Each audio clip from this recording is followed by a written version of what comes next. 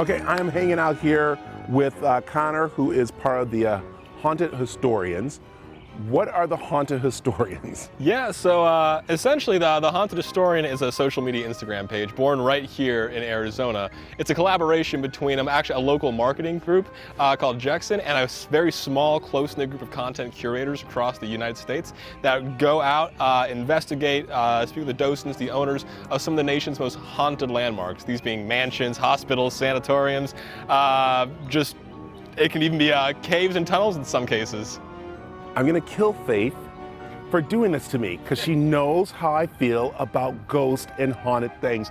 And you guys go looking for this stuff. Yeah. People do, especially during this time of year, don't they?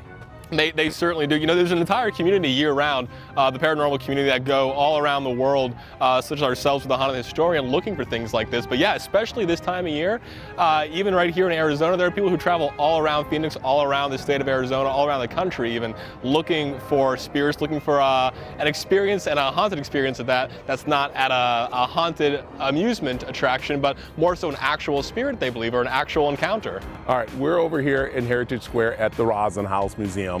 I asked them, I said, is this place haunted? And they were like, no, but other people have felt things here and and this is one of the places that you guys take people when they do little tours, right?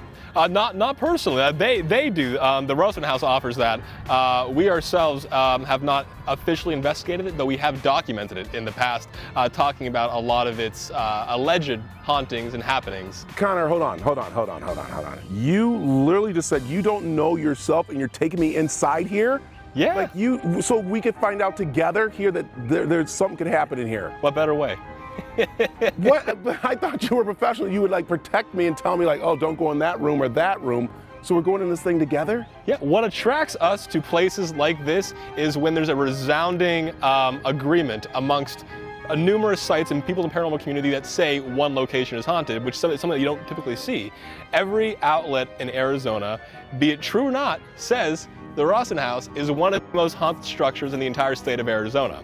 And so yeah, you and I, Brett, we get to go in there and we get to at least tell stories about it, if not experience something that proves that to be true. And this house is so beautiful and so quaint and so nice to go into and great history. So let's go in and meet the group inside. All right. All right.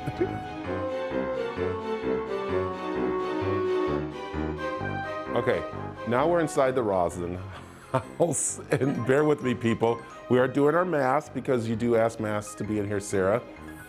Okay, we've had you on before about the house. I asked you last time about being haunted.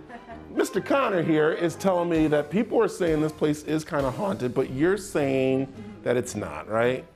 Yeah. But, well, we always say, and when I'm asked, that's our number one question we get here at the Square, is if we're haunted, and we always say, not that we know of. And that's because just because no one on staff has seen something doesn't mean other people haven't. We get people on the tours often who say they've felt things, that they've seen things. Pretty popular one is that someone is hanging out in our back formal library. What do you mean hanging out? You just can't come up with me like that, Sarah. I can't even stand in here. Well, I've never seen it. But I got my back to things here? Okay, we have heard that one. And also there's a teenage boy supposedly hiding in our bathroom.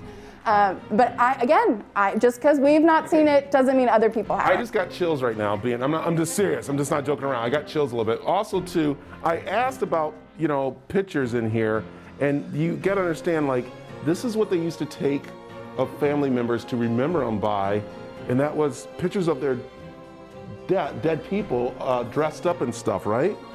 Well, this was because during the 19th century, photography was just an emerging medium. And it's not like today where you can take 10 photos within the span of a minute. Back then it was much less accessible, it was more expensive. So really sometimes the only photo you would have of this family member is after they've passed. So really I think it's kind of a nice thing because you want to remember that person. So they were using this new technology as a way to remember this person that had died. Okay, I'm sorry, Sarah. Connor and Eric are over here, they're not in the shot. And one of them moved. It did not go well with me, okay? I'm letting you know right now. I don't know why you do this to me, people. what's behind us? Because that's what really got me when I walked in the room. You said, oh, it's not haunted, but you got a casket in here. Just our wicker casket, just chilling.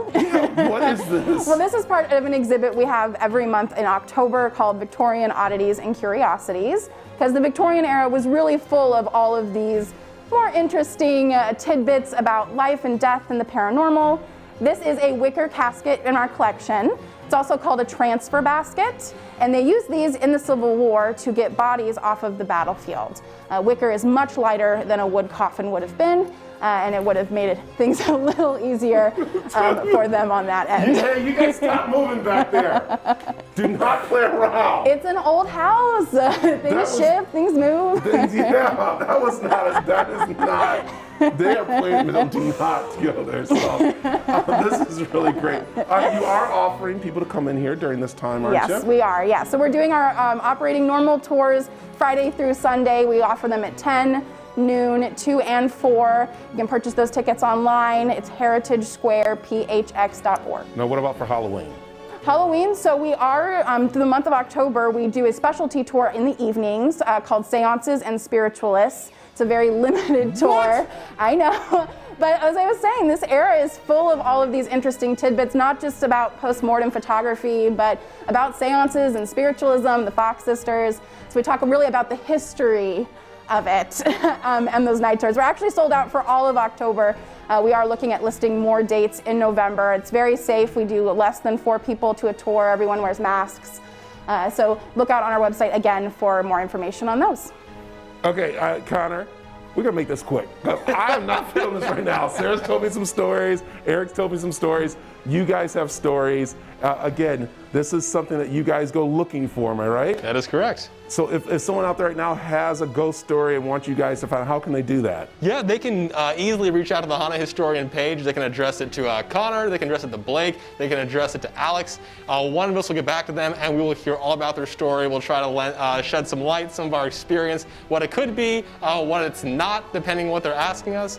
But we're more than happy to reach out to people and have them reach out to us from around the country and help out with that kind of stuff. I'm sorry, I'm getting chills in here. Do you feel anything in here? Are you thinking, I mean, you've been to places like this. Do you feel anything or see or anything? I'm quite comfortable right now, but I will say, you know, it's a lot of times it's the calm before the storm. There are a lot of places I've been to that were incredibly haunted that night, that inside it was just not daunting whatsoever the day prior. Okay, with that said, the calm before the storm, Brad out, Brad gone, see ya.